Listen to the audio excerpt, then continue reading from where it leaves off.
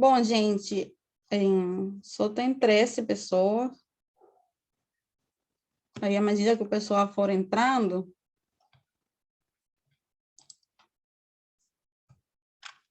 pode mandar a presença pelo chat, como sempre, mas lembrem que quem está com o nome certinho na conta do Zoom não precisa nem enviar, porque eu consigo ver depois. Então, só quem estiver usando uma conta diferente ou quem não tiver o nome certinho. Bom, a gente, na aula de hoje, vamos falar um pouco da disciplina, né? De mecânica dos sólidos, como que vai ser essa retomada agora das aulas, né? E vamos fazer uma revisão. O conteúdo que a gente vai ver hoje é mais revisão de coisas que vocês já viram anteriormente em outras disciplinas, até comigo em isostática, os que estavam comigo, né? Mas são coisas e conceitos que vocês precisam saber, relembrar para encarar a disciplina, né? Porque ela é um pré-requisito, ou seja, as outras disciplinas, resistência, isostática, são pré-requisito, né? Aí tem coisas aqui que já vocês precisam dominar das disciplinas anteriores. Então, vamos lá.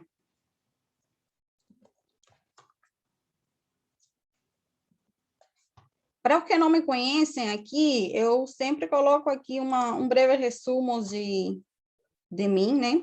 Conheço já muito vocês do período passado, mas tem uma metade aí da turma que eu não conheço. Então, eu sou doutoranda em Engenharia Civil pela COPE, pela UFRJ, e tenho mestrado também pela COPE, pela UFRJ, em Engenharia Civil também na área de estruturas, e sou formada em Engenharia Civil pelo Instituto Politécnico da Havana. Eu sou de Cuba, né? Moro aqui no Brasil desde 2014. Então, sou já metade brasileira, né? E, bem, eu tenho, então, experiências nessa área de estrutura. Minha pós-graduação é mais na área de dinâmica, né? Vocês na graduação estudam estática e não dinâmica.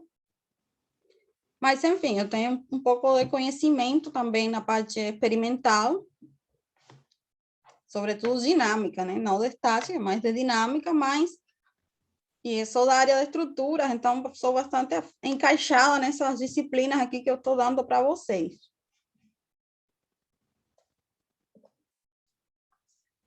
Vocês já devem ter ouvido falar sobre o retorno das aulas que vão ser híbridas, né? Tem algumas disciplinas que vão ser híbridas. Então, o que isso significa? Que vai ter encontros presenciais, né? O que foi definido, né, pela coordenação e pela reitoria da faculdade? A ideia das disciplinas híbridas seriam aquelas que precisam encontro presencial, né? Disciplinas mais práticas, que tem laboratórios e tal. Só que tem algumas disciplinas, como a nossa, né? Como mecânica dos sólidos, que são, apesar de serem teóricas, elas têm um conteúdo denso, né? Que às vezes os estudantes sentem dificuldade. Então, essas disciplinas também foram consideradas como para serem híbridas. Então, a gente vai ter aula remota, mas a gente vai ter algumas aulas presenciais. Quais vão ser essas aulas presenciais? Eu vou passar para vocês no calendário certinho quais são os dias que a gente vai ter presencial lá na faculdade, tá? Então, a gente aí vai se encontrar este período em algum momento. Se tudo der certo, esperemos que sim. E, enfim, dependendo aí das orientações, né, da mudança do cenário, da pandemia e tal, de repente a gente pode voltar completamente presencial em algum momento, na metade do período, mas isso aí ainda não temos essa informação. Então, o que mais? Como falei para vocês, lá no AVA, eu coloquei, tem uma seção que é introdução, e lá está o plano de ensino, o cronograma, Então, lá no cronograma, vocês vão ver que eu já coloquei que dias a gente vai ter aula presencial. Ele não está completo, né? Tem ainda encontros a definir, mas eu já coloquei uma data presencial deste mês de agosto, para a gente ter esse encontro presencial. E aí eu irei atualizando o cronograma, né? À medida que a gente for avançando. Esses encontros presenciais, eles vão ter transmissão ao vivo. Por quê? Porque nem todo mundo foi vacinado, né? Vocês estavam falando aí da vacina, mas não sei em qual idade está agora.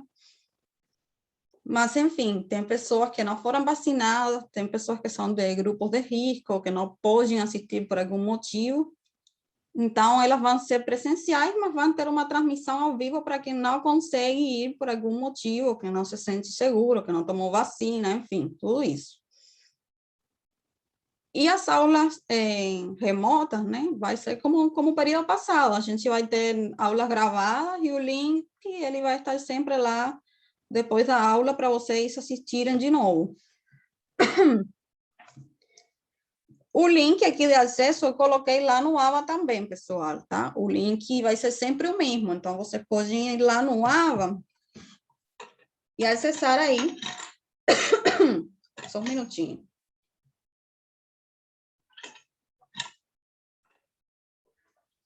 Já você pode ir lá e acessar nos dias das aulas remotas, direto pelo AVA. Eu deixei lá, também na seção da introdução. Alguma dúvida até agora? Não, eu só Tranquilo. estava com dúvida com relação a ser obrigatório, mas vai ter a possibilidade, né, de assistir em casa, né, por conta que eu também sou do grupo de risco, enfim, várias questões. Então, era mais isso, por isso que eu levantei a mão. Mas você já sanou minha dúvida. Obrigada. Isso, então, não vai ser obrigatório até todo mundo estar vacinado, né? Acredito, com as 2 doses e 21 dias depois, né? Que a gente cria anticorpo, tudo isso, né? Isso de acordo com as orientações dos organismos da prefeitura, da saúde, então a gente aí está, né? Trabalhando junto com essas orientações. Por enquanto, não é obrigatório, né? Não pode ser porque ainda estamos numa situação meio complicada com a pandemia. Mas, enfim, vamos lá. As provas. Como vão ser as provas, gente? Bom, primeiro, o período aqui letivo, já vocês devem ter também o calendário aí, iniciou dia 2 deste mês e a gente acaba dia 2 de dezembro, é o término das aulas. O calendário das provas de vocês está assim. A prova 1, para o dia 23 de setembro. A prova 2, 18 de novembro. Segunda chamada, dia 25 de novembro. Prova final, dia 2. E segunda época, dia 9 de dezembro. Como vão ser as provas? Então, a gente também não sabe agora, no momento, se a prova vai ser presencial ou se ela vai ser remota, né? Pelo sistema prova fácil, como vocês faziam. Por quê? Porque isso vai depender do calendário da vacinação. O que quer dizer isso? Se o calendário da vacinação ele atingir a idade de 18 anos, até, acho que dia 20 e pouco de agosto, ou seja, se ele atingir 18 anos, até 21 dias antes dessa data da P1, então a gente está autorizado a realizar a prova de forma presencial. Certo? Porque aí todo mundo teria já tomado a vacina, 21 dias depois, supostamente, todo mundo vai ter anticorpos, todo mundo vacinado, então estaria permitido fazer a prova presencial. Se isso não acontecer, ela vai ser online, né? Pelo prova fácil. Mesma coisa para P2. Pode ser que a P1 ela seja pelo prova fácil, de forma online, e pode ser que a P2 já seja presencial, né? No caso ser presencial, é lógico, aí as aulas já voltariam também ao presencial, né? Todas, porque já todo mundo estaria vacinado. Então, no caso da prova ser presencial, já as aulas teriam voltado ao normal, ao presencial. Então, por enquanto, a gente não sabe, mas vocês vão ter a informação pelo menos 2 semanas antes, tá? Da prova. Mas se vocês quiserem acompanhar aí, para vocês terem uma ideia se ela vai ser presencial ou não, é acompanhando o calendário da vacina. Se atingir os 18 anos, até dia 23 de agosto, mais ou menos, ou 24, 25, é muito provável que a P1 já vai ser presencial. Só para vocês ficarem cientes aí dessa informação. Então, a gente não tem como saber no momento. Mas, enfim, é isso aí. Como vai ser? Bem, as avaliações. Já vocês conhecem também o sistema, né? O mesmo. A gente vai ter 2 provas, P1 e P2, e 2 trabalhos, de valor de 2 pontos, né? E a soma dessas 2 notas vai ser uma nota 1 e uma nota 2, né? Com base a 10 pontos. Já vocês sabem, né? Quem ficar com uma média maior ou igual a 7, entre essas 2 notas aí, já está aprovado automaticamente na disciplina. Quem não ficar, vai para o exame final. Mas a média sempre precisa ser maior ou igual a 4, né? Porque vocês sabem que o programa, né? A faculdade, com uma média menor do que 4, já é reprovado por nota. E aí não tem como você continuar fazendo mais não. Então, é isso. Tentem fazer o trabalho, como sempre, porque eles dão ponto, né? E, enfim, esse sistema já vocês conhecem já. Eu deixei aqui o meu e-mail da faculdade, que é o e-mail para envio dos trabalhos, porque período passado o pessoal ficava perguntando, não sabia, tinha pessoas que mandaram pelo WhatsApp, e aí fica tudo uma bagunça. Então, todo mundo manda pelo e-mail, né? Para eu conseguir receber certinho todo mundo e não ficar ninguém aí fora com o trabalho pedido por outro canal. De qualquer forma, sim. Então, eu não sei se a senhora sabe, mas lá no AVA, agora acho que agora está cadastrado no seu nome direitinho. Lá, geralmente, os professores botam uma função lá que a gente consegue mandar por lá. Não sei se é mais fácil para a senhora receber por lá, entendeu? O trabalho? Isso. Eu estou falando isso Assim, baseado nos professores. Eles pode acham ser. eles acham mais cômodo, em vez de mandar por e-mail e ficar lá bagunçando a vida da senhora, eles deixam uma opção lá que cada um pode botar o trabalho lá no AVA e você estipula o tempo até quando a gente pode lançar e por lá mesmo você tem acesso a tudo. Ah, então pode ser também. Pode ser, sim. Bom, daqui até o primeiro trabalho, então, eu falo aí de novo com vocês, mas pode ser pelo aula também. Então, eu vejo isso aí depois e deixo lá a informação também, tá? Mas em qualquer caso, esse e-mail é da faculdade, para qualquer coisa que vocês precisem, esse é o meu e-mail lá da faculdade. Bom, pessoal, vocês estão com alguma dúvida quanto a essa retomada, quanto às provas, quanto a, né, as aulas híbridas? Eu acho que a senhora foi a única pessoa que esclareceu direito para a gente, para falar a verdade. Porque os outros professores, eles já deixam, ó, vai ser tudo prova presencial. Entendeu? As aulas vão ser online, não sei o quê. Mas você agora explicou direito que tudo depende da vacina. Pode acontecer da primeira não conseguir a tempo, né? Que eu acho que não vai conseguir vacinar, minha opinião particular, até essa data aí, acho que não consegue chegar nesse grupo. Mas eu acho que provavelmente a P2, acho que já vai ser Ei, presencial, porque eu acho que já vai estar. O pessoal já vai estar vacinado. eu também Isso acho. aí a gente não sabia. Isso aí a gente não sabia desse modo aí que a senhora está falando, que pode ser e não pode. Para a gente, o que foi passado é que as provas vão ser presenciais. A gente não vai ter escolha presencial, mas as aulas vão ser online. Então, gente, o que pode ser? É porque a informação inicial que os professores tinham era essa, que as provas iam ser presenciais. Só que a gente não ficou autorizado de obrigar as pessoas a irem presencial se não tiver todo mundo vacinado. E isso faz sentido, né? A gente não pode obrigar a ir lá de forma presencial os estudantes se não tiver todo mundo a vacina. Então, essa foi uma informação aí de última hora, e por isso é que eu estou falando para vocês. Mas pode ser que a prova, sim, as duas sejam presenciais. Então, é só para vocês levarem isso em consideração, né? Vocês se preparem como se fosse presencial ou como se fosse online, estejam preparados para qualquer uma das duas formas, porque pode ser qualquer uma das duas, tá? Então, é lógico que vocês vão ficar sabendo antes, né? Antes da prova, pelo menos 2 semanas antes, eu já vou falar para vocês, vai ser presencial, vai ser online, aí vocês vão saber. A P2, né? Como você falou, quase com certeza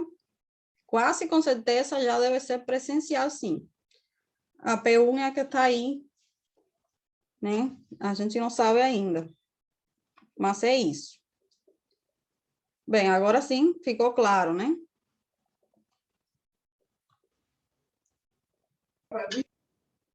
Sim, professora, para mim ficou claro, super claro. Que a Bem, senhora é falou, isso, tenho então. certeza. Ninguém tinha explicado para a gente igual a senhora explicou, entendeu? E aí, apesar de ser uma informação de última hora, ninguém veio dar essa informação. A senhora que explicou agora que é de acordo com a questão da vacinação. Então, está bem esclarecido. Muito obrigado. Não, que bom, então, que já ficou essa questão aí clara para vocês. Vamos, então, aqui falar um pouco da bibliografia, né? Eu coloquei lá no AVA esses 4 livros aqui que eu tenho, eles digitais. Então, eu coloquei lá para vocês. E a gente vai trabalhar aqui, as aulas vão ser baseadas nessa bibliografia aí. Tem outras bibliografias complementares também que eu coloquei lá na seção de bibliografia, para vocês ficarem à vontade de estudar com qualquer uma delas, tá? Mas a principal vai ser essa aqui, né? Então, a menta, toda a disciplina, você vai encontrar nesses livros aqui. Certo? Enfim. Bem, agora vamos falar um pouquinho já das disciplinas, né? O que é a disciplina mecânica do sólido, o que vocês vão aprender aqui. Já falei um pouquinho antes, mas vamos lá. Então, gente, a gente chama de sólido a conjuntos de material que possuem uma forma, né? Uma forma definida ou um volume, né? Os sólidos, eles possuem volume. E eles podem ser rígidos ou podem ser deformáveis, né? Tem sólidos rígidos e sólidos deformáveis. Então, na mecânica dos meios contínuos, se consideram rígidos, né? Aqueles corpos que, quando a distância relativa entre qualquer dos seus pontos, né, materiais, qualquer duas das partículas desse corpo, ela não se altera no tempo. E os sólidos que são deformáveis é o caso contrário, né?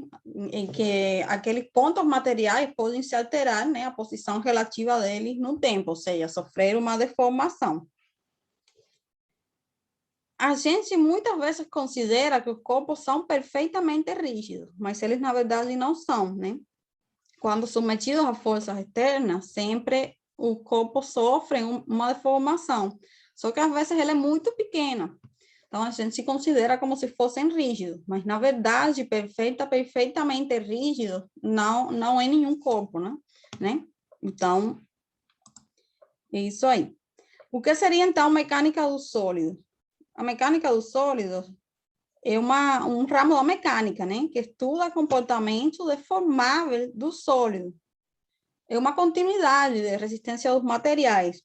As duas disciplinas, elas podem ser chamadas, né, indistintamente, pelo nome mecânica dos sólidos, resistência dos materiais, ou seja, o campo de estudo é o mesmo, só que a gente vai dar uma continuidade aqui ao conteúdo que vocês viram em resistência dos materiais, né? Então, vocês sabem, né, falando dos sólidos deformáveis, que as deformações, elas são produzidas por tensões, né? Que são produto das forças externas às quais as estruturas estão submetidas. Vocês estudaram um pouco sobre tensões e deformações já anteriormente em resistência aos materiais. Então, a gente vai continuar trabalhando aqui em mecânica do sólido com tensões e deformações. Por que é importante, então, estudar a mecânica do sólido?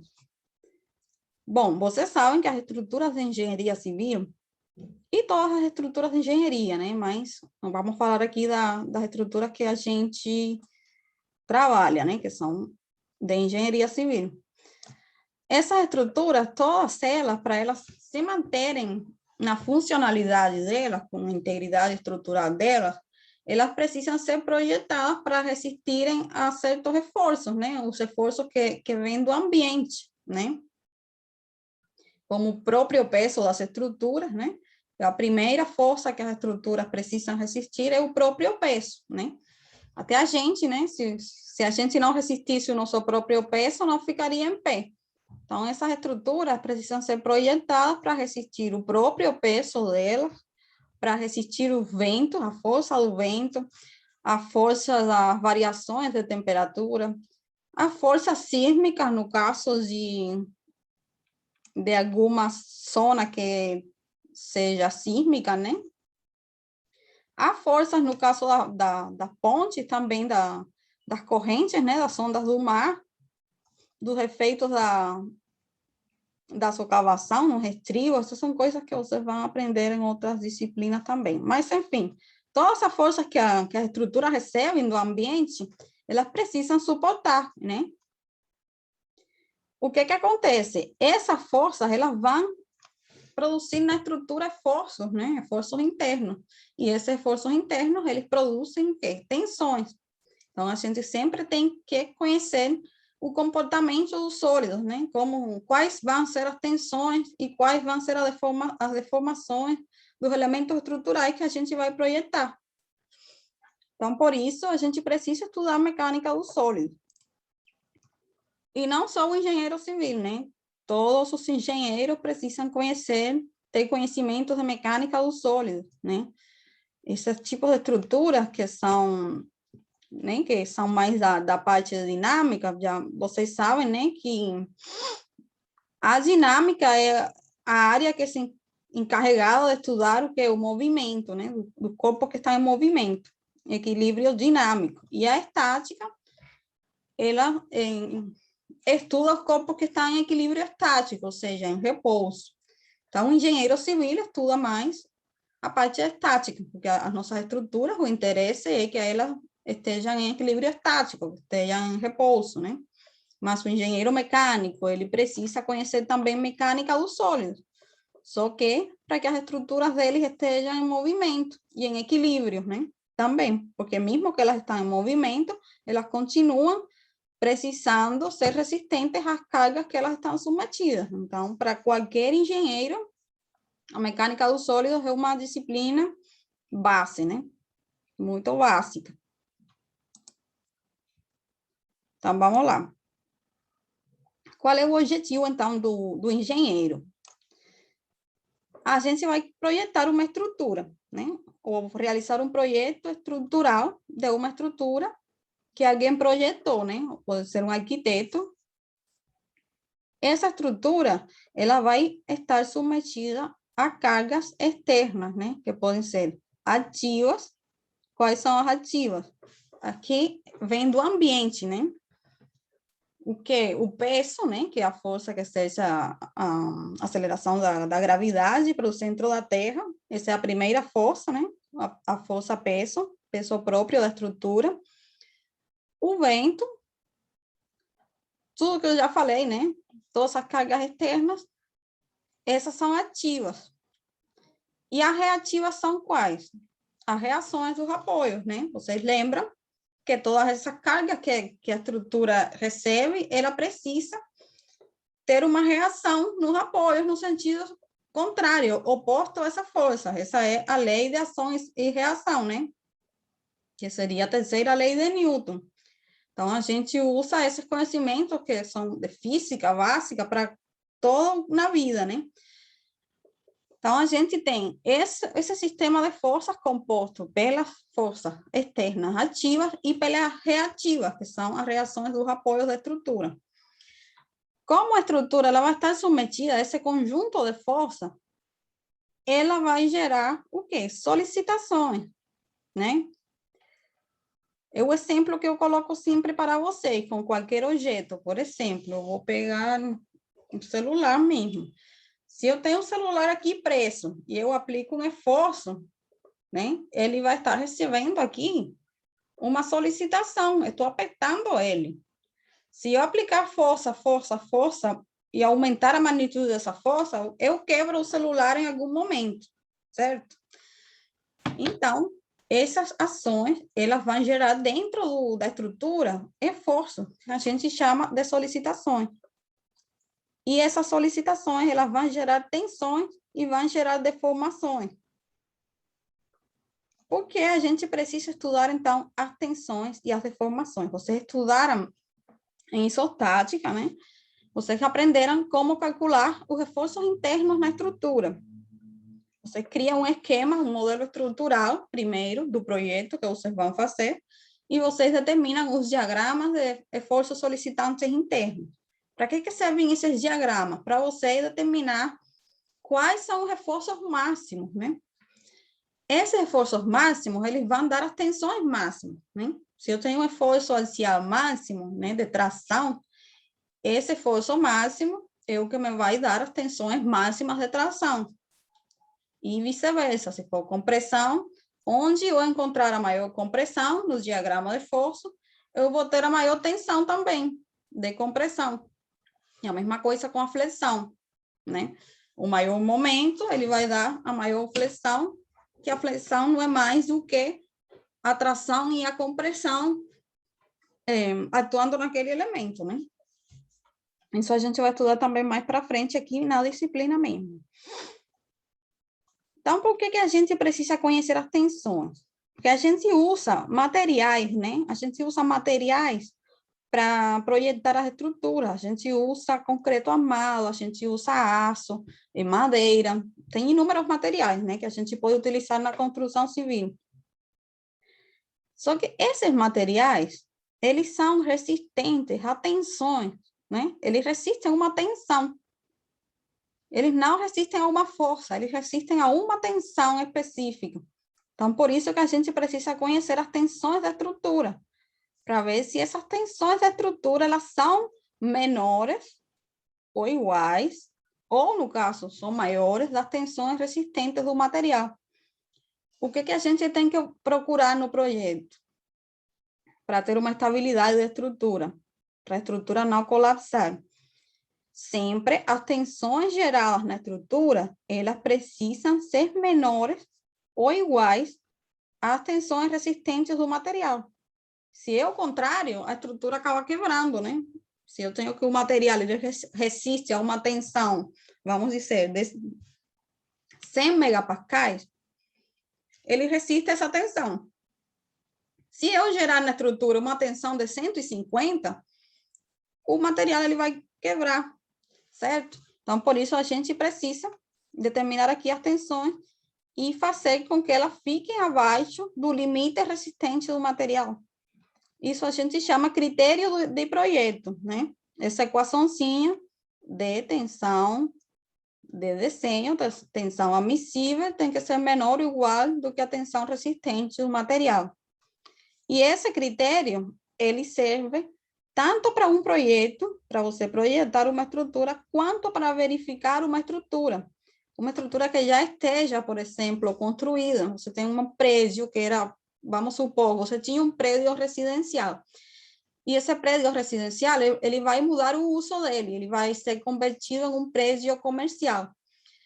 Como você mudou a funcionalidade, você mudou o objetivo ou seja, de funcionalidade daquela estrutura, as cargas vão mudar, porque as cargas residenciais, elas são distintas das cargas comerciais, né? Um prédio residencial, ele tem uma carga de utilização diferente de um prédio comercial, que pode ter equipamentos mais pesados, pode ter uma reforma do piso, dos acabamentos, pode ter mais instalações, tudo isso acaba gerando mais carga, que não estava inicialmente. E aí você precisa verificar aquela estrutura, para ver se ela consegue, né, resistir a essas novas cargas. Então, o engenheiro pode fazer essa verificação, para ver se consegue realmente mudar a utilização daquela estrutura. A gente usa também aqui nesse critério um coeficiente de segurança. O que é que esse coeficiente de segurança faz? Como o nome diz, ele é de segurança. Então, é para a gente ter uma segurança no que a gente está fazendo. Então, esse coeficiente, ele vai maiorar as tensões da estrutura ou minorar as tensões resistentes do material. Por quê? Porque eu posso ter algum erro no cálculo, né? Então, eu já utilizo um coeficiente para ficar do lado da segurança, né? Eu vou fazer que essas tensões aqui que eu estou calculando, assumir que esse coeficiente é maior do que 1, né? E eu multiplico essas tensões por esse coeficiente e elas vão ficar maiores do que realmente são. Isso me dá uma segurança. Eu posso fazer o contrário, eu posso multiplicar um coeficiente aqui menor do que 1, 0, alguma coisa, por essa tensão resistente do material. E eu vou, então, ter como que a tensão resistente menor do que ela realmente é. Então, o material resiste mais do que eu estou considerando e eu fico do lado da segurança. Certo? Esses coeficientes você encontra nas normas, né? Normas de projeto que a gente precisa seguir quando vai fazer um projeto. Então, para cada tipo de estrutura, você encontra nas normas qual coeficiente de segurança utilizar. Então, nessa disciplina, a gente vai aprender um pouco também sobre isso, sobre dimensionamento, né? Dimensionamento de seções, dimensionamento de... né, das seções transversais das estruturas que a gente vai projetar para elas resistirem a uma determinada tensão. Essa é outra coisa que a gente vai aprender aqui na disciplina. Vocês vão ter outras disciplinas depois de desenho, né, de dimensionamento, que são concreto, aço, mas a gente já vai aprender um pouquinho aqui. Então, vamos lá, falar um pouquinho das unidades, das grandezas que a gente vai utilizar, que mais utiliza aqui na mecânica dos sólidos, né? Quais são essas grandezas? Comprimento, né, que a gente dá em metros, essa é a unidade básica do Sistema Internacional de Medida. O tempo, em segundos, né? A massa em quilogramas e a força em newtons. Essas são geralmente as unidades que a gente vai utilizar, porque são as do Sistema Internacional.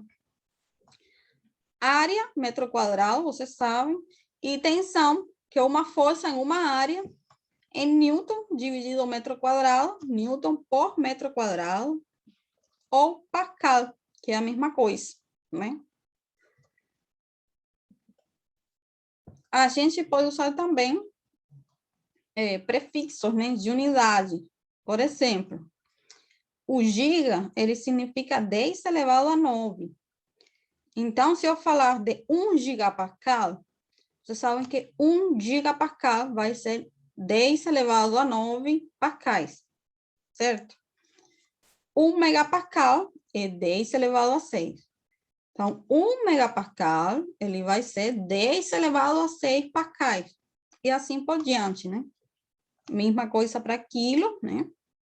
Quilograma, 10 elevado a 3.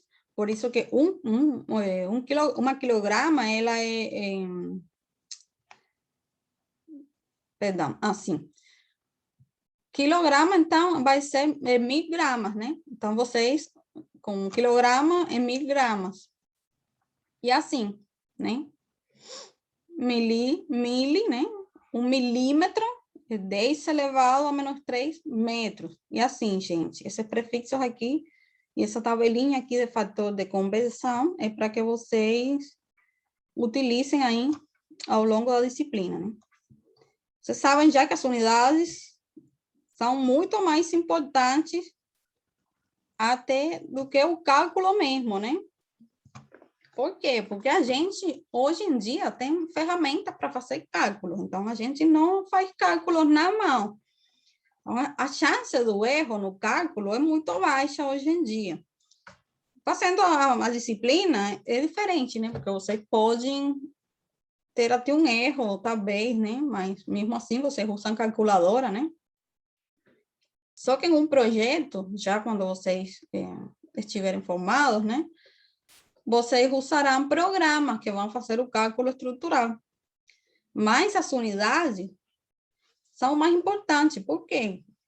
Vamos supor que você vai estar falando que a carga de uma laje é 10 newton. E você falou errado, na verdade são 10 kilonewton. E você fez o cálculo todo com 10 newton.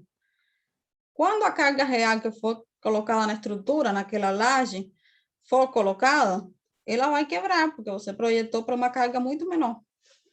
Então, gente, as unidades são muito, muito importantes na mecânica, na física e na engenharia, né? Então, vamos lá. O Newton, então, ele é 10 elevado a menos 1 quilograma força, né? 1 Newton é 10 elevado a menos 1 quilograma força. 10 kilonewton é uma tonelada força. O que é tonelada força, né? A tonelada multiplicada pela aceleração da gravidade, né? Mesma coisa aqui. Uma quilograma força, a unidade em quilograma da massa, multiplicada pela aceleração da gravidade, que daria o peso, né? E o peso é uma força, tá em Newton. E assim, 1 megapascal é 1 Newton dividido em milímetros quadrados, ou seja, 1 Newton de força por cada milímetro quadrado, que vai ser a mesma coisa que 10 elevado a 3 kilonewton por cada metro quadrado. E a mesma coisa que 1 quilograma força por centímetro quadrado. Então, aí, vocês utilizam essas relações para converter as unidades, né? Cada vez que vocês tiverem um problema e está uma tensão, por exemplo, megapascal, vocês têm que saber que se vocês têm uma tensão em megapascal, os comprimentos, eles têm que estar, então, em milímetros. Porque você precisa trabalhar em unidades coerentes. Você não pode colocar, por exemplo, um comprimento em metros e a tensão em megapascal, porque não faz sentido, aí está tudo errado, tá? Então, é isso é importante. Vamos falar um pouquinho, então, aqui de forças. As forças são para a gente a grandeza vetorial mais importante. Por quê? Já falamos, né, que as estruturas elas estão submetidas a forças, né? Então, as forças, elas têm o quê? Elas têm um módulo, né, que é o valor absoluto daquela força, um valor que vai ser dado em newtons ou kilonewtons, ou na unidade de força que for, mas elas têm uma direção também, né? A direção, ela depende do ângulo de aplicação, né? O vento, por exemplo, ele pode estar vindo em qualquer direção. Ele pode vir a 90 graus, pode vir a 30 graus, pode estar a 45 graus. Então, essa direção depende do ângulo, da orientação. E o sentido é naquela direção para onde que está apontando, né? Por exemplo, aqui está apontando para cima, né? Poderia estar apontando para o outro lado, para baixo. Então, o sentido aqui está para cima. Todas as grandezas vetoriais, para você ter uma descrição completa dessa grandeza, você precisa dar o valor da força, né? O módulo, a direção e o sentido. Não é como a massa, que é uma grandeza escalar, e você apenas com um valor já você descreve aquela grandeza. As grandezas vetoriais precisam de tudo isso aqui para você descrever completamente elas, né? Então, gente, lembrando um pouquinho das coisas que vocês já viram, né? Anteriormente, em isostática também, ou em mecânica básica, que vocês devem ter feito essa disciplina também. Vamos falar um pouquinho da representação desses vetores, né? Porque a gente vai continuar trabalhando com vetores, né? Então, uma força no espaço, um vetor força, vocês sabem que ele pode ser decomposto nas 3 componentes nos eixos ortogonais. Esse vetor F aqui, ele pode ser dado pelas 3 componentes. É um sistema equivalente, né? Então, eu tenho um vetor e eu usando o seno e o cosseno dos ângulos, né? Eu consigo achar as componentes nos 3 eixos ortogonais. No caso que eu estiver analisando aqui, o meu problema estivesse no eixo Y, eu preciso decompor a força naquele eixo que eu estou analisando, né? Certo? Mesma coisa. Vamos lá, peraí. Então, pela regra do paralelogramo, o vetor F, né, que seria o vetor força, aqui eu tenho no plano, né? Ele vai ser igual à soma das componentes, né? Ele vai ser a soma dessas componentes. Essas 2 componentes aqui, Fx e Fy, são componentes vetoriais, que estão nas direções dos eixos ortogonais x e y. Certo? Essas componentes vetoriais, elas podem ser escritas como, aqui eu coloquei, né, negrita é o vetor, para indicar que é o vetor. Eu posso escrever esse vetor como Fx, que seria o módulo, multiplicando o vetor unitário I. O vetor unitário I, ele indica que eu estou no sentido, na direção do eixo X. E aqui, no caso da força na componente Y, eu multiplico o módulo pelo vetor unitário J. O vetor unitário J me indica que eu estou na direção do eixo Y. Então, esse Fx aqui, esse Fy aqui, são módulos, né? Que são componentes escalares desse vetor aqui. Como que eu determino, então, essas componentes escalares? Eu tenho o seno e cosseno do ângulo θ aqui, né? Então, Fx vai ser F cosseno θ. E Fy vai ser F seno θ. Se eu quiser, então, determinar o comprimento desse vetor aqui, eu calculo ele usando a raiz quadrada da soma das componentes elevadas ao quadrado, né? Assim eu consigo determinar, então, qual seria o tamanho, o módulo desse vetor F aqui. E o ângulo θ, se eu quiser conhecer, no caso que eu tiver as componentes, e eu quiser determinar qual a orientação desse vetor, eu posso calcular pela tangente, né?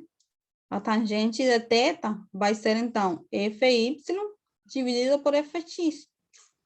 Se eu faço a tangente invertida, né? A cotangente de θ vai ser igual a esse valor aqui, essa divisão, eu vou achar o ângulo θ.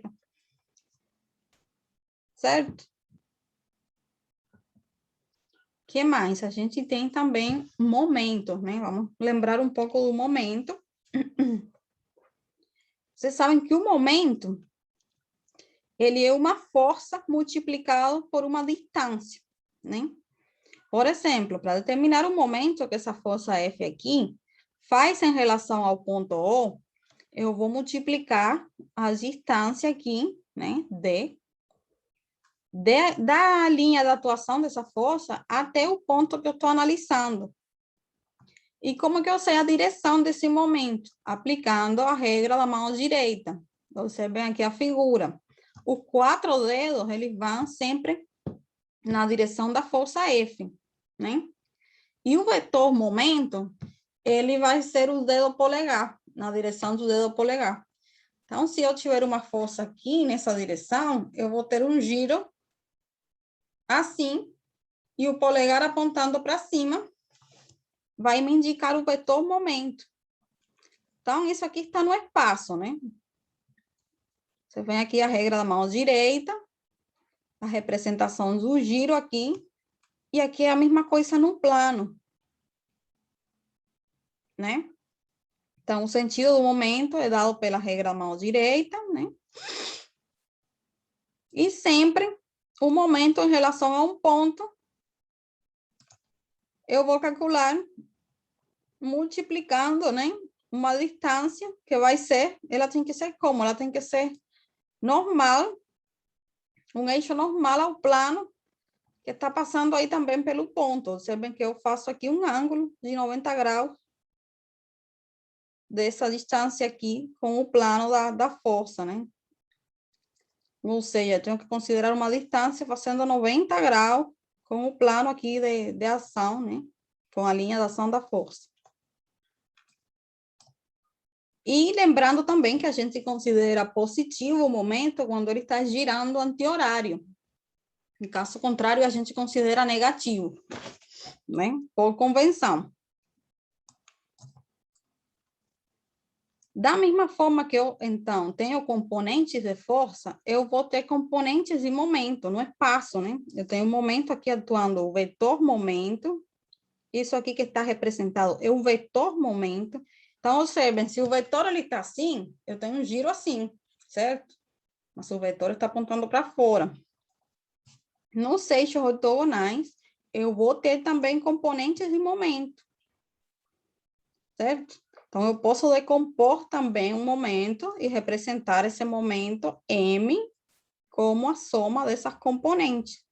Então, quando eu for trabalhar em um problema qualquer, ou eu trabalho com o momento, ou eu posso trabalhar com a componente. A gente geralmente trabalha nos eixos ortogonais.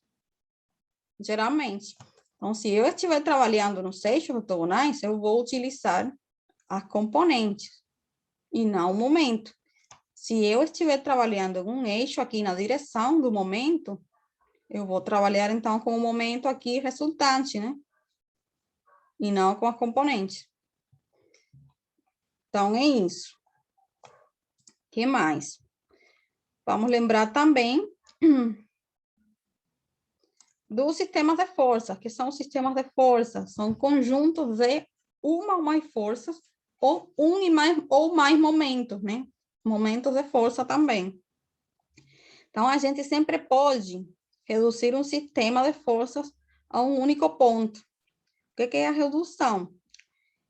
Elevar a força que está aqui no sistema todo para o ponto, né? Por exemplo, vamos ver aqui na figura, o ponto O.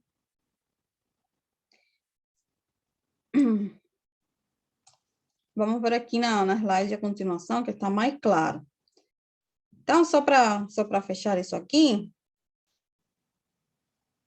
eu posso, então, escrever essa ação desse sistema aqui.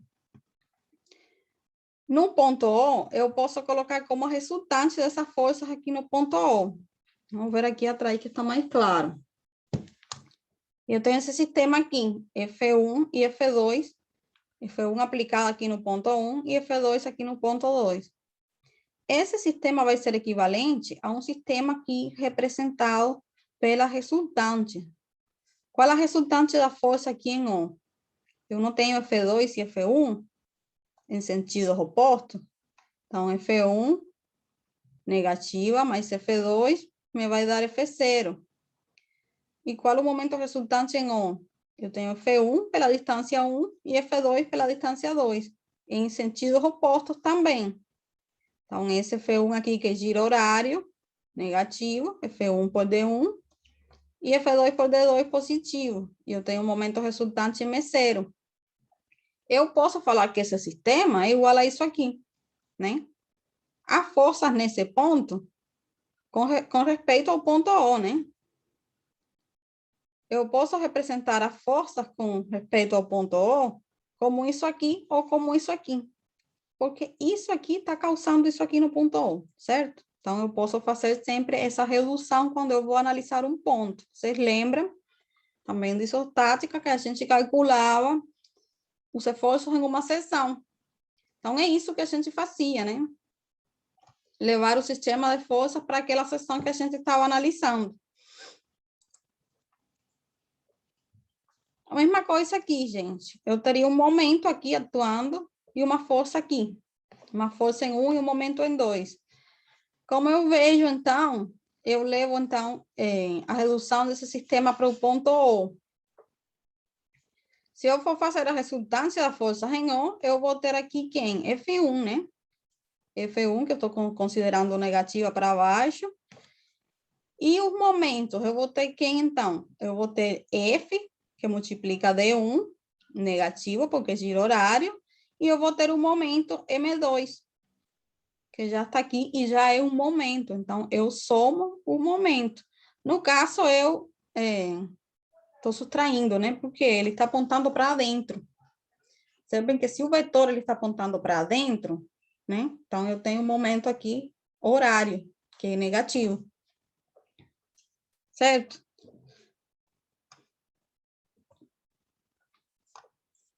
Então, gente, outra questão importante, né? É lembrar do equilíbrio. Uma propriedade que é fundamental para a estrutura.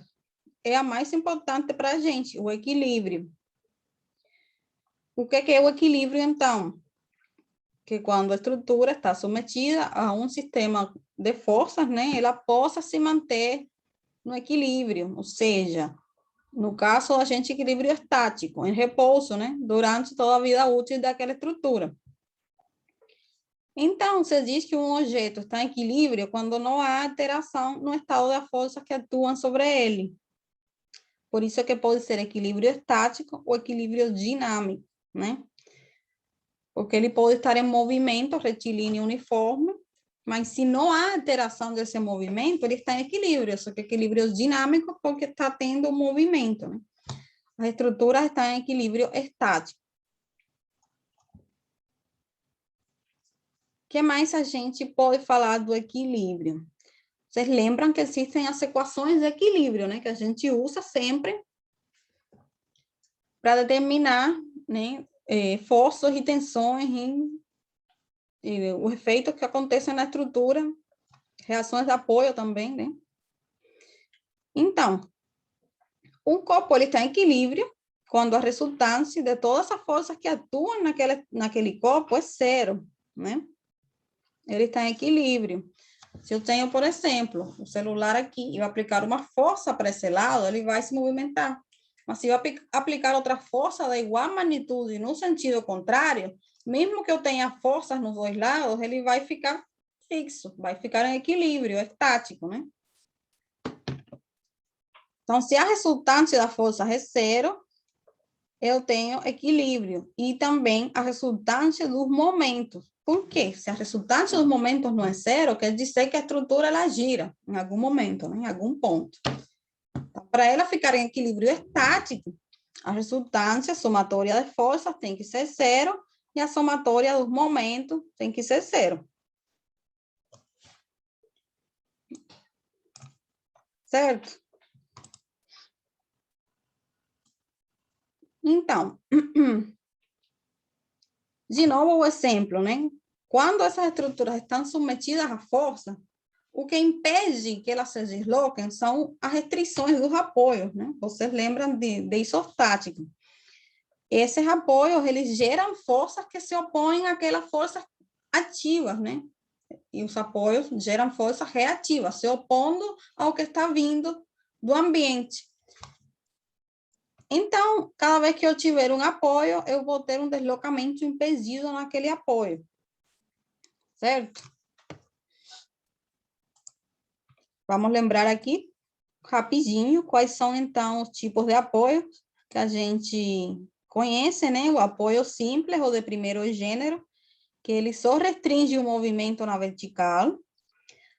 A articulação, o apoio do segundo gênero, ele restringe nas duas direções, vertical e horizontal. E o engaste, o apoio do terceiro gênero, que restringe aqui nas direções horizontal, vertical e restringe o giro também. E um exemplinho aqui, na foto aqui do ladinho, de cada um desses apoios, né? Como seria uma estrutura com um apoio simples. Esse apoio aqui, ele está restringindo apenas a vertical.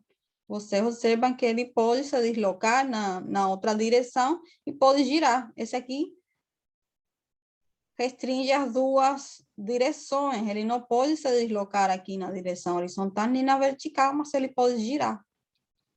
E esse aqui é um engaste. Eu não tenho aqui nem deslocamento, nem tenho giro. Então, é isso aí. Só lembrando que que esses são os três tipos de vínculos que a gente representa, assim, por esses símbolos nos nossos modelos de estruturas, né? Lembrando também um pouquinho das estruturas, como é que elas são isostáticas, elas podem ser isostáticas, elas podem ser hipostáticas ou podem ser hiperestáticas. Na engenharia civil, a gente quer que as estruturas elas sejam isostáticas ou hiperestáticas, porque elas precisam ser estáveis, né? Então, as estruturas isostáticas, elas são aquelas no qual as reações de apoio é igual ao número de equações de equilíbrio, né? O número de reações é igual ao número de reações de equações de equilíbrio. O número de reações são as incógnitas, né? Então, eu vou ter o mesmo número de equações que o mesmo número de incógnitas. Aí eu tenho um problema que pode ser matematicamente determinado, né? Ele pode ser estaticamente determinado. No caso de estruturas hiperestáticas, são aquelas em que eu tenho mais incógnitas do que o número de equações de equilíbrio disponíveis. Então, eu não consigo determinar apenas com as equações da estática, né? Eu preciso de outras equações de condição para determinar, então, as incógnitas. Isso vocês vão, que estão inscritos em hiperestática, vão aprender isso em hiperestática. E as estruturas hipostáticas, então, são aquelas que têm um número de incógnitas menor do que o número de equações de equilíbrio. As estruturas hipostáticas, elas não são estáveis, porque elas permitem algum movimento. E a gente não quer isso. Então, lembrem que a estaticidade e a estabilidade são duas propriedades que a gente procura sempre nas estruturas. Então, sempre projetamos estruturas ou isostáticas ou hiperestáticas. A maioria das estruturas de engenharia civil são hiperestáticas, mas existem também isostáticas, né? Vamos lembrar também um pouquinho agora quais são os tipos de estruturas que a gente conhece e como são as representações, né? Modelos matemáticos. A gente trabalha com vigas, né? Ou pilares. A gente tem os pórticos também, estruturas reticulares, que são compostas por barras, né? O pórtico, as treliças, a grelha, né? São os sistemas que a gente mais trabalha, né? Os tipos de carregamento. Quais são os tipos de carregamento que a gente conhece? A gente tem cargas concentradas, quando a gente pode considerar que a aplicação da carga é um único ponto, né? Lógico que isso é uma aproximação da realidade, né? Por exemplo, se eu tiver um pilar aqui, o pilar, ele tem uma área, ele não é um ponto. Mas o sistema equivalente, o modelo matemático, se aproxima daquilo e ele dá resultados que são bem próximos da realidade. Então, a gente faz essa aproximação. A carga pode ser também distribuída linearmente ou superficialmente. Linearmente é aquela que está distribuída em uma linha, né? Como no caso aqui de uma parede, por exemplo. E a distribuída superficialmente são aquelas distribuídas em uma área, que eu posso considerar como distribuída na área toda. Que tipo de carga seria um exemplo de carga distribuída linearmente? Eu já falei, uma parede, né? Uma parede sobre uma viga, eu posso considerar o peso dessa parede como uma carga linearmente distribuída naquela viga, certo? E uma carga distribuída superficialmente, o que pode ser? Vamos, por exemplo, o revestimento do piso, né? Eu teria uma laje, o revestimento do piso é uma carga distribuída superficialmente. Eu tenho uma carga em toda aquela superfície aí. Então, eu posso considerar o peso do revestimento como uma carga uniformemente distribuída na laje. Então, são modelos que a gente cria para a gente realizar o cálculo da estrutura. O que mais? Vamos lembrar um pouquinho, de novo, da onde vêm os reforços solicitantes, né? Para a gente ficar claro que são tensões, que são esforços, né? eu tenho um corpo aqui qualquer, isso aqui pode ser uma viga, pode ser qualquer estrutura, submetida a um sistema de força, né? Com direções, sentidos diferentes. Se a gente imaginar esse corpo aqui seccionado aqui em duas partes, né? Vamos imaginar que ele está seccionado, né? Ele, na verdade, não está, tá junto, tá? Dentro dessa seção aqui, eu vou ter tensões, porque todas essas forças aí atuando naquele corpo vão gerar tensões dentro do material, certo? E essas tensões, elas estão em qualquer direção, distribuídas aqui na seção transversal. Então, uma vez que as estruturas que a gente representa em modelos matemáticos, elas não são reais, elas são simplificadas, ou seja, para uma viga a gente representa como uma linha, né, como uma barra. Então, eu não tenho a seção toda da viga. Eu preciso representar essas tensões de alguma forma coerente com o modelo que eu estou utilizando, que vai ser unidimensional. Então, o que a gente faz, então? A gente representa através dos eixos, né? E a representação do reforço, então, é feita através da resultante dessas tensões aí na seção transversal, referidas a esse eixo do elemento que eu utilizo no modelo estrutural, né? Essas tensões aqui, elas vão ter uma resultante apontando em qualquer direção, né? Vamos supor que eu tenho uma resultante aqui e outra aqui. Então, como que eu faço? Essa resultante, se eu levar para o centro aqui de gravidade do elemento, né? Lembrem, levar um sistema de forças para um ponto, ele vai ser essa força aqui resultante, e o momento produzido por essa força, porque ela está aqui excêntrica, ela está a uma distância desse ponto, né? Então, eu posso representar esse sistema com a resultante aqui no centro de gravidade e o momento que essa resultante está produzindo com relação a esse ponto. E, ao mesmo tempo, eu posso decompor, né? Essa resultante que está apontando em um sentido arbitrário, em uma direção arbitrária, perdão, e esse momento que está em uma direção arbitrária, eu posso levar e trabalhar com as componentes.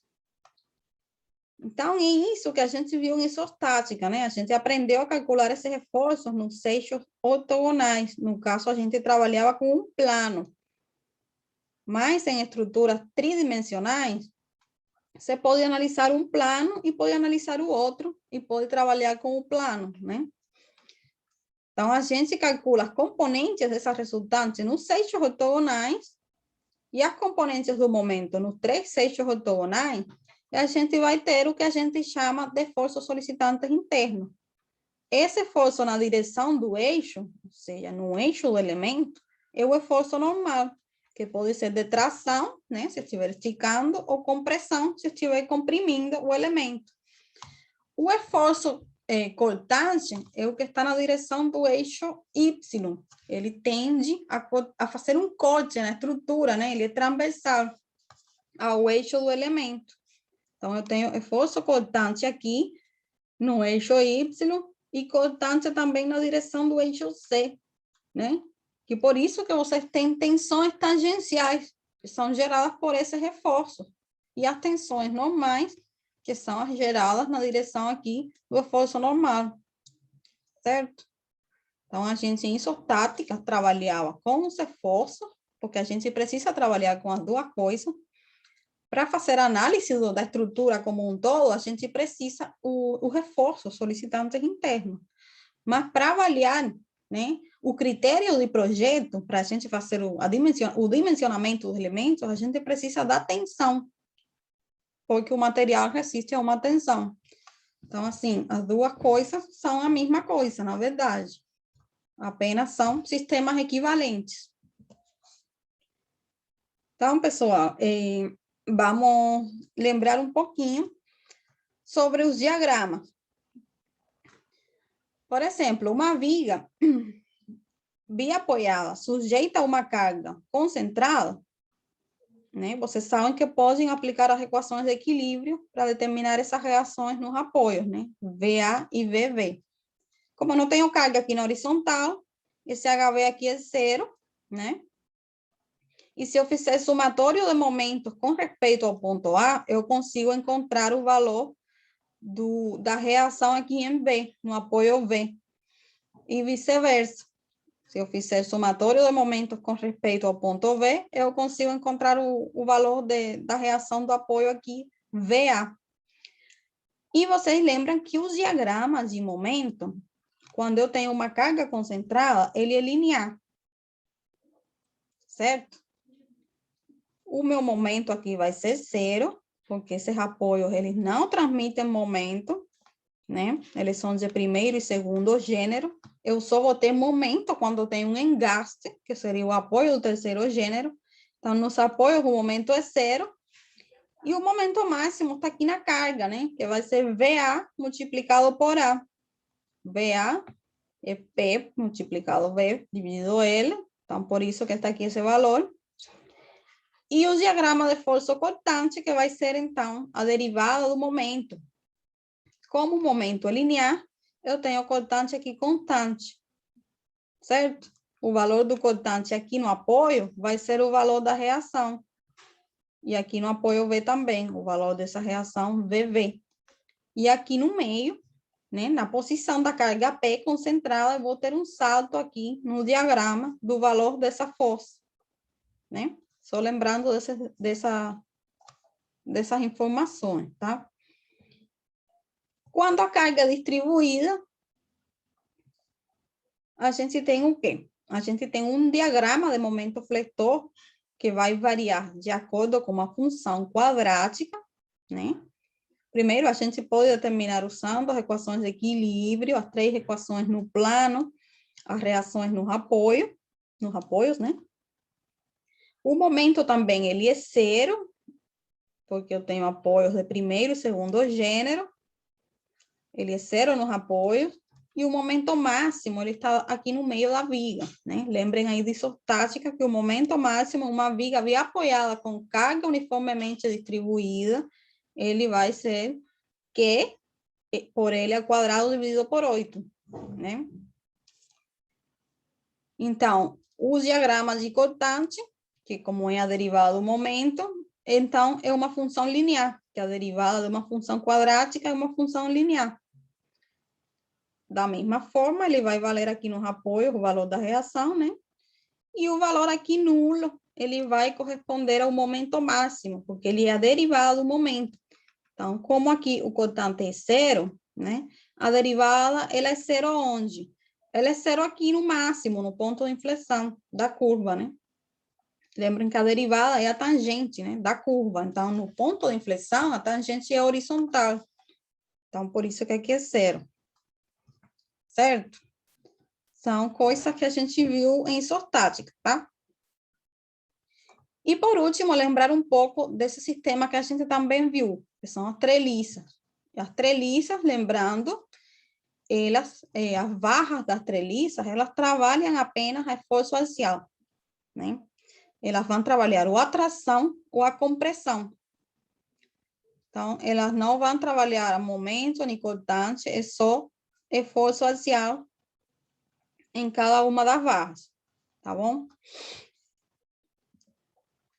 E os reforços internos que a gente conhece, né? São, então, eles podem ser de tração, que é quando eu estou esticando o elemento, de compressão, quando ele está entrando, a força está comprimindo, entrando no elemento.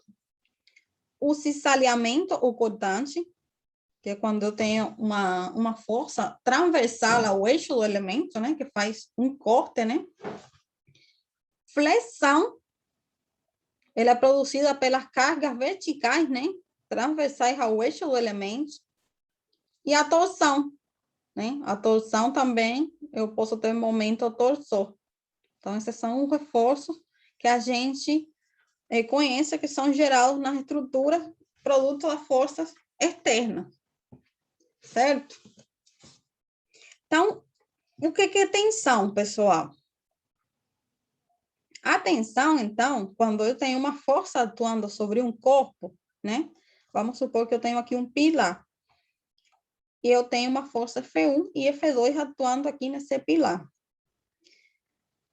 Se a gente tem ele preso aqui na extremidade, bem, primeiramente, o sólido ele vai ter unicamente duas possibilidades. Ou ele entra em movimento, né? Se eu não tiver ele preso e eu tiver essas duas forças aqui, ele vai entrar em movimento, ele vai se deslocar, certo? Ou no caso de existir uma restrição, se ele está preso, eu vou aplicar a força e ele não vai se movimentar, né? Como ele está preso, está resistindo essa força, vai gerar, então, dentro do sólido, o que a gente conhece como tensão, tensões, certo? Então, essas tensões, elas podem ocorrer de duas formas. No caso da força F1, vou ter tensões normais, que podem ser de tração ou compressão, dependendo do tipo de esforço, né?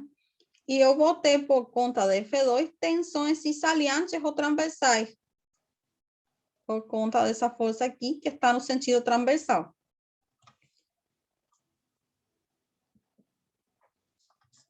Então, de resistência dos materiais, vocês lembram que a força por unidade de área dá a tensão, né? Então, essa intensidade da força distribuída na seção transversal, a gente vai chamar de tensão. A gente estabelece, geralmente, a literatura, a letra grega sigma, né?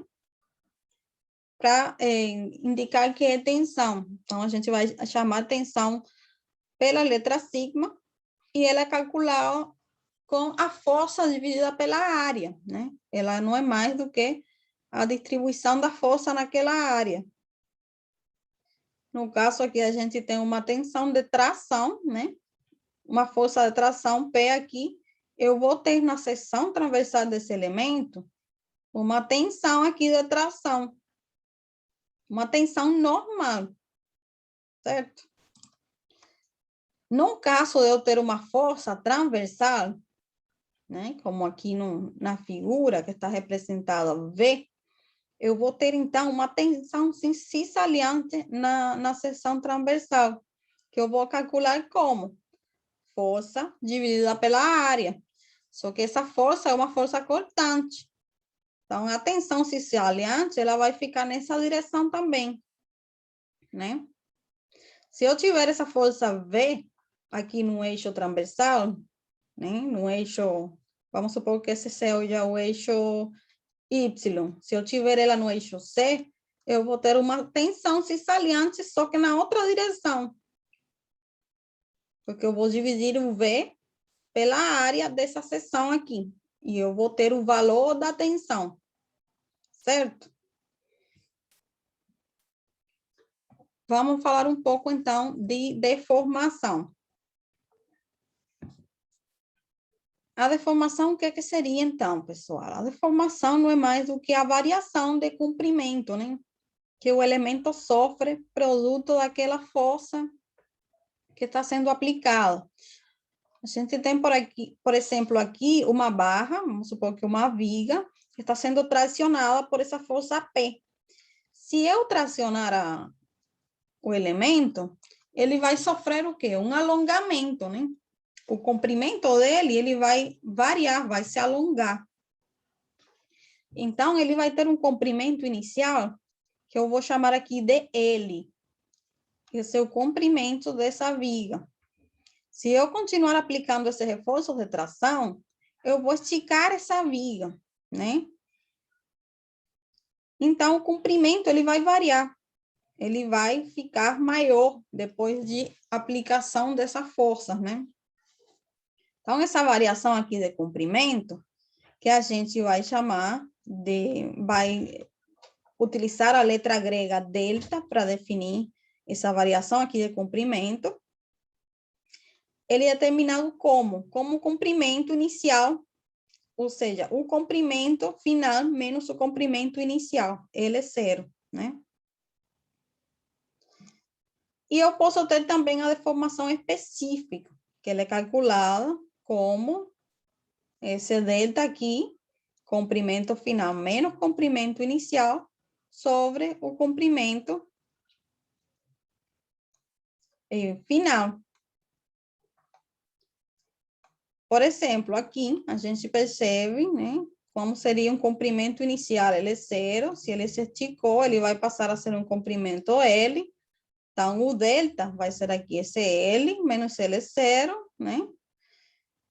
E o Y, que vai ser a deformação específica e que é adimensional, não tem dimensão, né? Observem que esse aqui tem dimensão, porque eu estou subtraindo um comprimento que tem uma unidade de medida, menos outro comprimento com unidade de medida.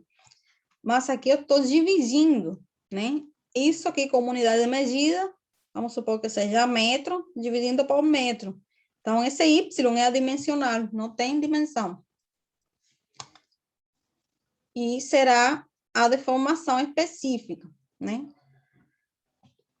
No caso de eu ter uma força de tração, eu vou ter uma deformação de tração, um alongamento, né? Eu vou alongar aquele elemento. Se eu tiver uma força de compressão, eu vou ter, então, um encurtamento. As seções daquele sólido, elas vão tender a ficar mais próximas. Então, essa deformação específica vai ser negativa, vai ser de encurtamento, tá?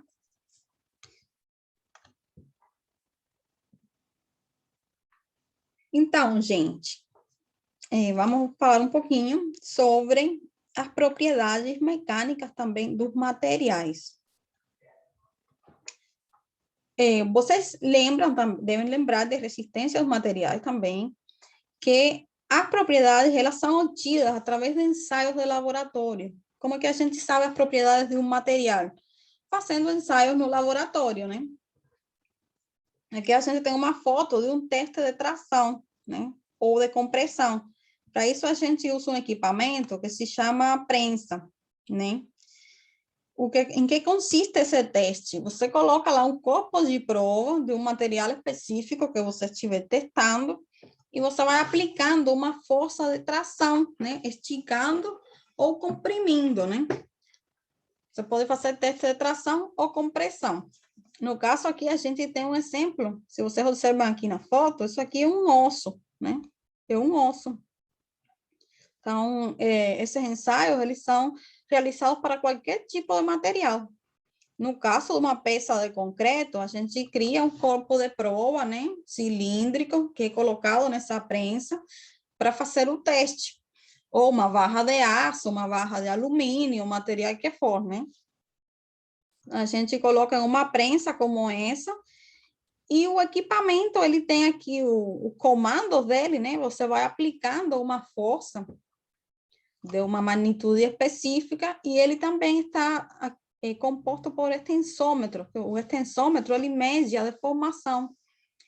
Então, com essas forças que você vai aplicando e com a leitura das deformações, você consegue traçar um gráfico do comportamento desse material, que a gente chama do diagrama tensão-deformação. Então, por isso que a gente utiliza sempre para a construção civil materiais que são conhecidos, as propriedades dele, né? Que eles já foram ensaiados em laboratório, você conhece o diagrama tensão-deformação, você conhece as tensões admissíveis, você conhece o módulo de elasticidade, né? Então, por isso, é sempre importante utilizar materiais com propriedades que sejam conhecidas, né? Aí, ou seja, o tópico de materiais também tem muita pesquisa, né? Para quem tiver interesse no futuro em continuar na área acadêmica, né? Pesquisa. Tem aí muita pesquisa dos materiais, novos materiais que estão sendo utilizados na construção civil, eles ainda estão sendo testados e tem bastante artigo aí da área de materiais. Então, é daí que a gente obtém as propriedades mecânicas que a gente usa no projeto, né? Bom, pessoal, vamos fazer uma pausa para não ficar muito carregado. Uma pausa de 15 minutinhos e depois a gente termina. A gente não vai consumir as 3 horas, né? Vamos acabar um pouquinho antes. Mas só para não ficar muito carregado. Você tem alguma dúvida? sei que a gente só está falando, eu estou falando só aqui de coisas que vocês já viram, né? Mas tem alguma dúvida, alguma curiosidade? Não, você tá indo bem. Bom, então vamos voltar daqui a 15 minutinhos e aí a gente já vai até o final. Tá bom, Tá bom, valeu. então, Para mim foi valeu. muito bom, porque essas coisas para mim ficou muito vago no semestre passado. Ah, que bom. Então, a gente vai ver também, assim, nas aulas, a gente vai vendo outras coisas que podem ter ficado vagas, aí você fala e eu explico melhor, tá? Então, Ô, professora. vai ter que ter muita calma com a gente, que a gente teve muita dificuldade em resistência dos materiais. Não vem nem ao caso falar mais, mas a gente teve bastante dificuldade, entendeu? É isso aí que eu ia falar, professor. Foi um período muito conturbado e gerou muito transtorno na sala. Aí foi Trauma, a muito gente está com difícil. trauma. Foi muito difícil. Aí, assim, eu vi que a senhora falou algumas coisas aí que realmente a gente viu e tudo, mas agora pegar aquele domínio, aquela segurança de fazer, pegar para fazer, eu, sinceramente, não tenho, não. Acho que é importante fazer a senhora saber disso aí, dessa situação, né? Só para, de repente, de alguma forma, ter um pouco mais. Assim, para poder reexplicar de uma forma mais, né? Que a gente possa entender melhor, sei lá. Tá bom, É gente. verdade. Assim, à professor, medida que a porque- gente for avançando no conteúdo, aí vocês vão vendo, né? De repente, não fica tão complicado como vocês acham. Uhum. Apesar que a porque gente tinha medo. professora, ficou muito vago no semestre passado e foi bastante conturbado. E como a senhora colocou bem pausadamente aí, mostrando o passo a passo de uma forma mais clara, ficou bem melhor. Dá dando para entender o sentido do negócio e como visualizar o que a senhora está explicando, porque ficou bem difícil no semestre passado. Não tinha essa dinâmica, então ficou um pouco mais difícil. Tá, então vamos tentar dar uma aprofundada aí nas coisas que ficaram vagas, mas lembrem também que a gente tem um conteúdo, né? Então aí vocês vão ter que ficar fazendo um esforcinho e estudar também um pouco, porque a gente tem que completar o conteúdo da disciplina, né? Não, claro. Não Senhora. dá para dar duas matérias, né? Não tem Exatamente. Não, aí Mas eu só quis dizer assim, de repente eu vou Ter perguntar calma com alguma a gente, coisinha, só eu vou isso. ter que perguntar alguma coisa que eu já deveria saber. jeito. É, isso Aí, aí. se não, for tá bom. como Isso aí podem perguntar sem problema, tá? Isso aí não tem problema. Tá, beleza, então. Beleza. Então, gente, vamos fazer aí uma pausa e a gente volta daqui a 15 minutinhos. São 8h32. Vamos voltar 8h45? Tá. Tá bom, tá Tá bom. bom, fechou. Tá, até daqui a pouco, então.